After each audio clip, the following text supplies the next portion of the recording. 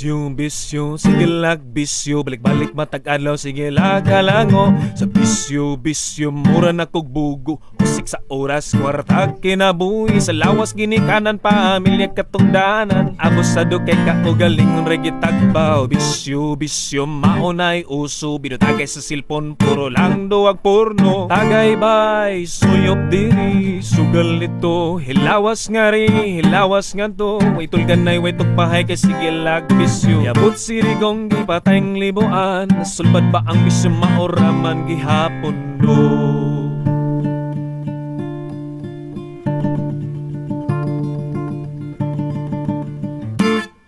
Kada adlaw gabi bisyong dalang panan sa mga kasing-kasingan nili mahimutan.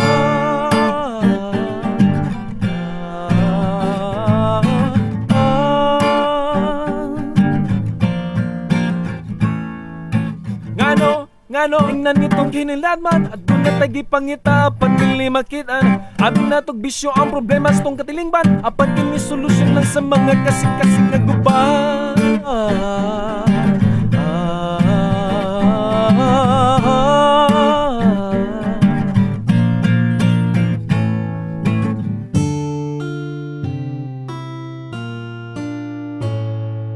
Unsay naa sa bisyo, kalipayng himabaw,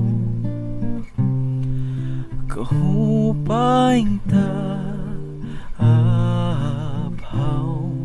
aron makalimo.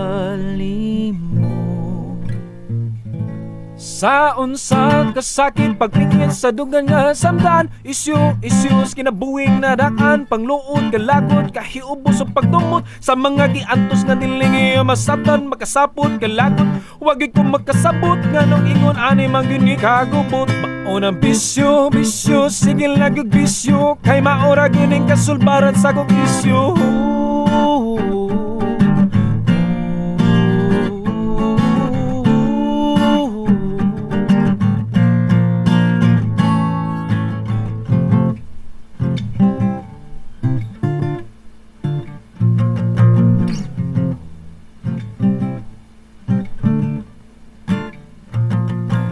Dili tinuod nga bisyo ang tubag simong kalibo,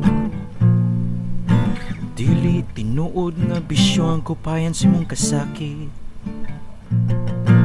dili tinuod nga bisyong solusyon simong problema, dili tinuod nga bisyong makatagbaw sa kauhaw sa gugma.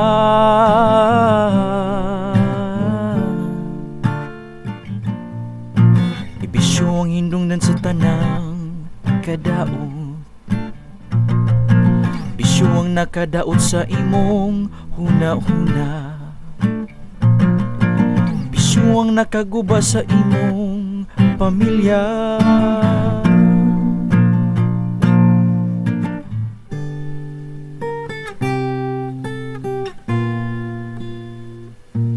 Si Kristo nagpalansong sa krus, alang kanimo. Si Kristo ang tubag sa tanan nimong isyu, nahimong biktima sa tanan nimong sala. Hangad tanaw ug tutuki, siya ang biktima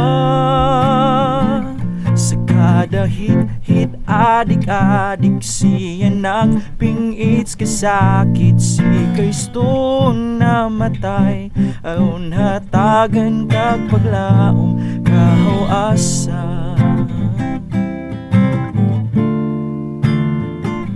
Si Kristo ang tinubdan sa kahayag nga mulamdag sa imong kangit-ngit. Si Kristo ang kahupayan sa tanan nimong kagulanan. Si Kristo ang tubuhan sa kalipayng gipangita. Si Kristo ang katagbawan sa gugmang imong gitinguha.